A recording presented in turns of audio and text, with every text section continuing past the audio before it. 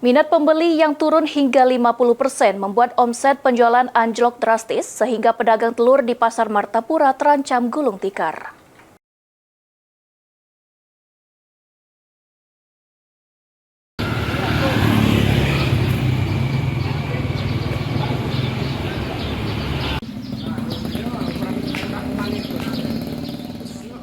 Minat pembeli yang turun hingga 50% membuat omset penjualan anjlok drastis sehingga pedagang telur di Pasar Martapura terancam gulung tikar.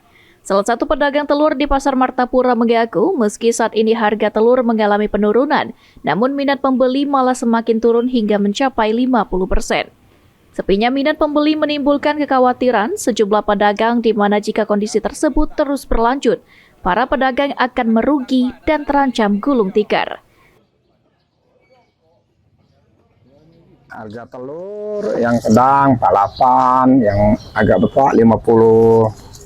Harga tersebut mengalami kenaikan atau penurunan, Pak? Sejak dari Lebaran kemarin. Penurunan.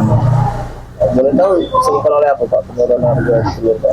Ya karena kadang daya beli orang berkurang ya. Untuk saat ini, Pak, pembeli di Pasar Martapura untuk telur ramai apa tidak sih, Pak, pembeli saat ini?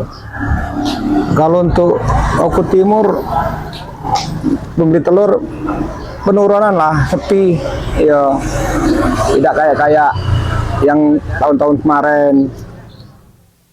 Kira-kira berapa persen, Pak, penurunan pembeli daya beli masyarakat, Pak? Luar biasa lah, sampai 50%-an lah ya.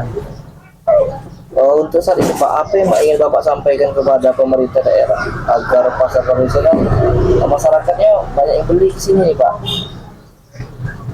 Ya kami sama pemerintah ya minta tolong lah supaya balik-baliklah semula lah pasar Martapura ini. Kalau dulu seperti apa, Pak? Kalau dulu kan enak lah ya, baca lah untuk budak-budak sekolah kan. Ya, sekarang ini untuk lepas makan lah, alhamdulillah.